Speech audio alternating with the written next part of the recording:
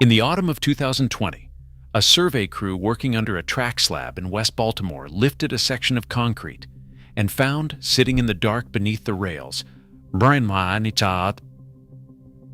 a brick-lined shaft no current employee of Amtrak had ever entered. It was a sealed Civil War-era access chamber inside the 1873 Baltimore and Potomac Tunnel, its iron ladder still bolted to the wall, its floor wet with groundwater that had been seeping in for a century and a half. They were not looking for it. They were looking for the reason the track above kept settling. The Baltimore and Potomac Tunnel is the single worst bottleneck on the entire Northeast corridor between Washington and Boston.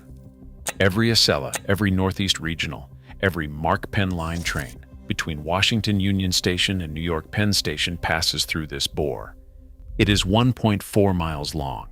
It runs under the neighborhoods of Bolton Hill, Madison Park, Sandtown, Winchester, and Upton. It was opened in 1873 by the Baltimore and Potomac Railroad, a subsidiary of the Pennsylvania Railroad, and it has been in continuous daily service ever since. It is the oldest active mainline rail tunnel in the United States carrying high-speed intercity traffic. The curve inside it forces trains to slow to 30 miles per hour. The floor sinks. The walls weep. The drainage system, built when Ulysses S. Grant was president, still relies on gravity and a series of brick culverts that empty into the Gwynns Falls watershed. And the entire structure sits on soft, water-saturated soil that engineers in 1871 chose because it was easy to dig. Engineers in 2020 describe that soil as the reason the tunnel cannot be saved. It will be replaced. The Frederick Douglass Tunnel project, a $6 billion federal state undertaking, will bore two new single-track tubes 115 feet below the surface on a new alignment a few blocks south of the old one. Tunnel boring machines are scheduled to arrive on site in 2026. The first revenue train is expected in 2035. When that happens, the 1873 bore will be decommissioned, and what the 2020 survey crew found inside it will, in all likelihood, be sealed for good. So let's talk about what they found. The access chamber sits roughly 600 feet east of the Gilmore Street portal, in a stretch of tunnel that runs directly beneath the row houses of Sandtown, Winchester. The opening is small, about 4 feet by 4 feet, cut into the crown of a secondary drainage gallery that branches off the main bore at a 30-degree angle. The gallery itself does not appear on any Amtrak track chart printed after 1947. It does appear, faintly, on a Pennsylvania Railroad maintenance schematic dated 1908, where it is labeled simply Old Sump. Inside the chamber, the crew found three things. The first was the ladder, wrought iron, hand-forged, 12 rungs, bolted into the brick with square-headed lag screws of a pattern that went out of common use in American railroad construction around 1890. The ladder was intact. The rungs were corroded, but load-bearing. One of the surveyors climbed down. He carried a 4-cell flashlight and a handheld gas meter clipped to his belt, and his boots made the only sound in the chamber for the first 30 seconds. A soft, regular drip came from the ceiling, followed by the higher, irregular drip of water falling from the rungs behind him as he descended. The second was the water. About 18 inches of standing groundwater covered the floor of the chamber, clear enough that the brick pattern of the floor was visible through it. The water was cold, 54 degrees Fahrenheit, the temperature of the Baltimore water table at that depth, and it was moving. A slow current pulled toward the southeast corner, where the original 1873 drainage culvert still functions, carrying tunnel seepage into a storm sewer that eventually discharges into the middle branch of the Patapsco River. The drainage system, designed by Pennsylvania Railroad engineer William Sellers in 1872, is, as of this filming, still doing its job. The third was the inscription. On the south wall of the chamber, about 4 feet above the original floor level, a workman had pressed his initials and a date into the mortar before it set. The initials are J.M.K. The date is October 17, 1872.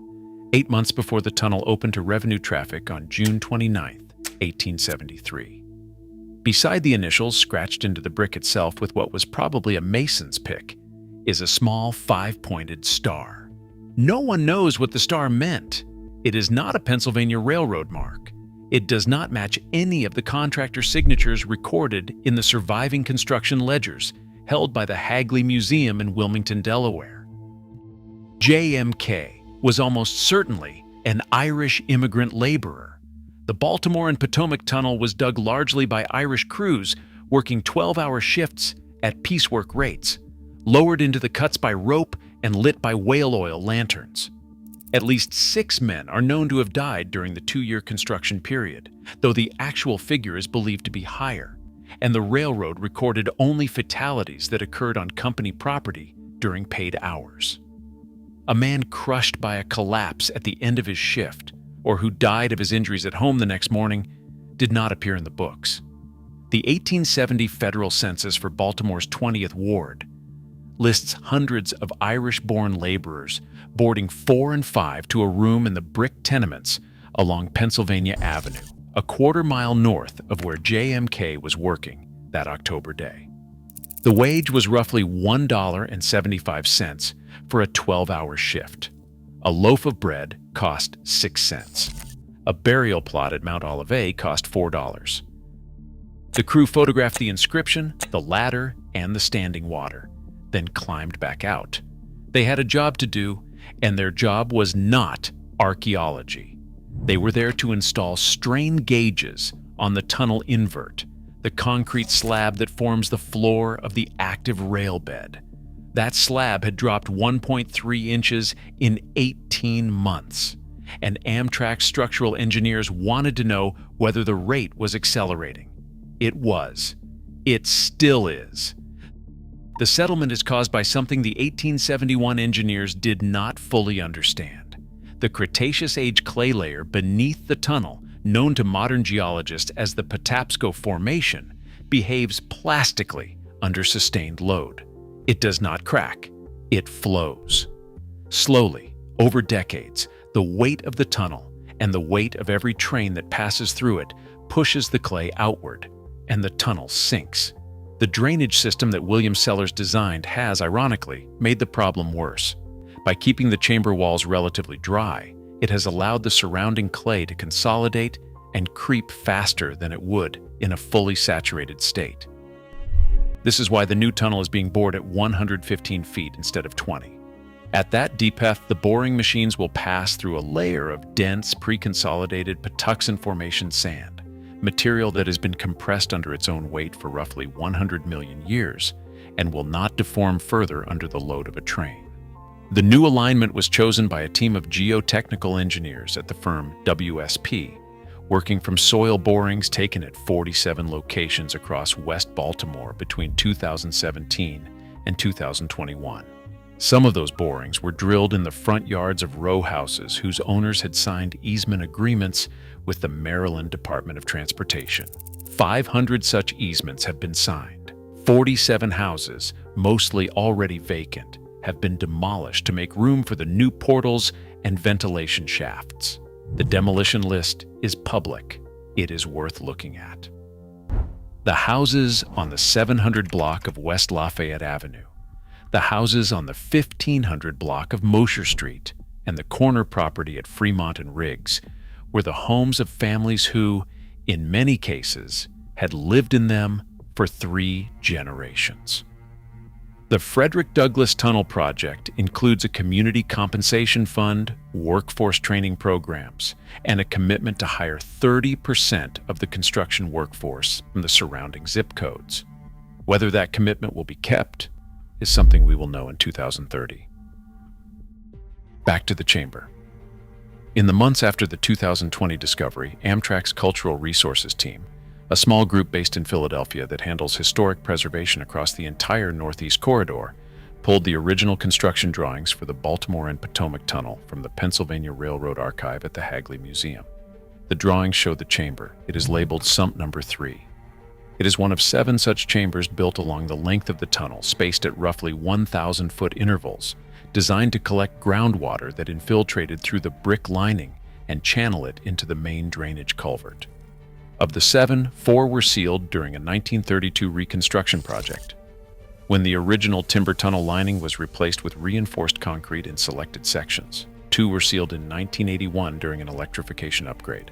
Sump No. 3 was somehow missed. It was missed because the 1981 work crews were following the 1932 as-built drawings, which had been redrawn from the 1872 originals by a draftsman, who, working from a faded blueprint, transcribed Sump No. 3 as Stop No. 3, a notation that, in the context of an electrified rail line, meant nothing and was ignored.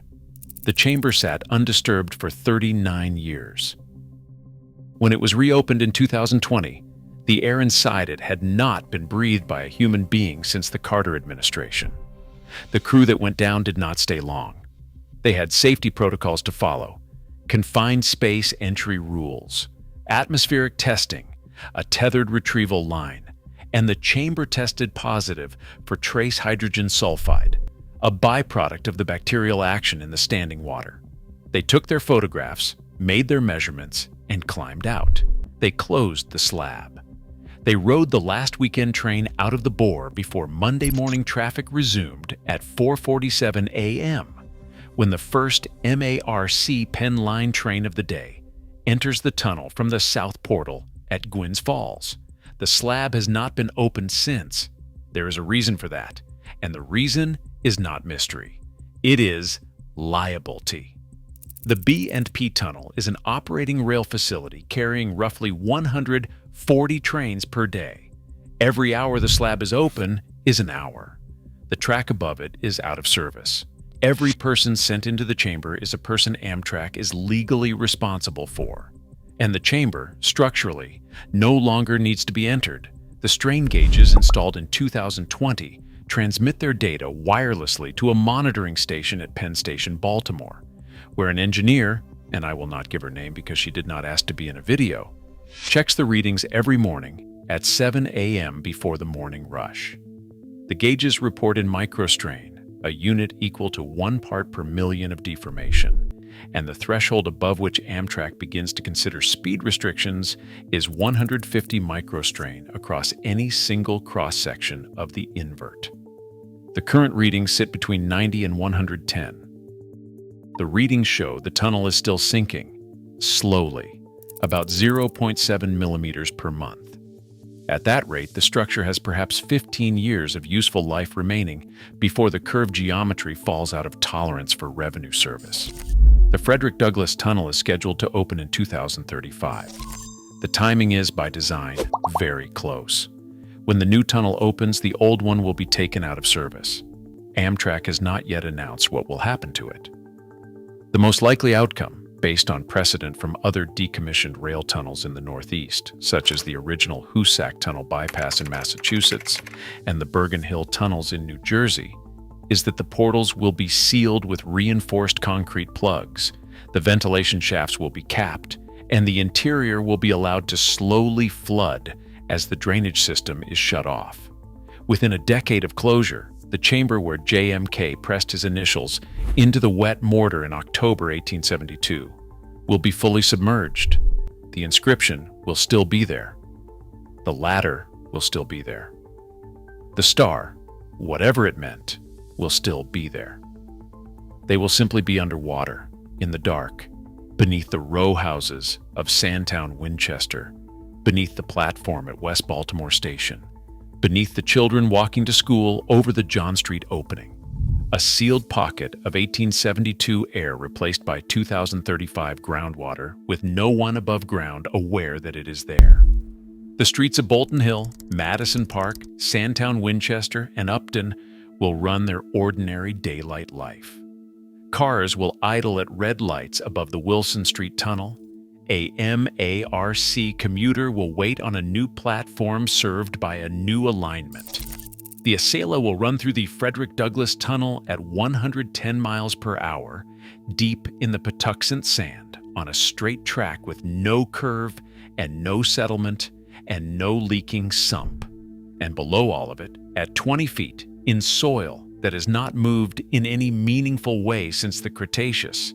The 1873 bore will sit silent and full of water, with a wrought iron ladder bolted to a brick wall and a 5-pointed star scratched beside a set of initials that, as of this filming, no genealogist has been able to match to any name in the 1870 Baltimore City Directory.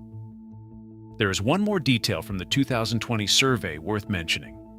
In the northwest corner of the chamber, partly buried in silt, the crew photographed a clay smoking pipe, the bowl broken, the stem about 3 inches long, the kind mass-produced in Glasgow, and shipped to American ports by the barrel in the 1860s and the 1870s. It was not collected.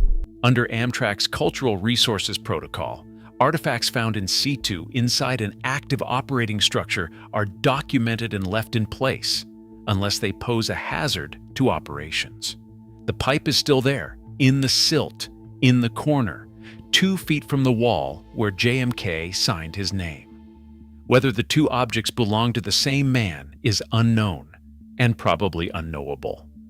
The pipe will flood with the chamber, the silt will rise around it, and the last small piece of evidence that a human being once stood there, in October 1872, finishing a shift, will disappear into the same dark water that has been collecting in that corner since the tunnel opened. The springs are still leaking, the floor is still sinking, the masonry is still holding. 500 easements signed, 47 houses demolished. 1 Civil War-era tunnel still in service, 1 new tunnel not yet begun. The crews who opened the sealed structure in 2020 closed it again when their shift ended, sealed the slab back over the brick, and rode the last weekend train out of the bore before Monday traffic resumed. What was inside dated to 1872. It is still in there. Thanks for watching. If this is the kind of exploration you want to follow, subscribe. There is more to come.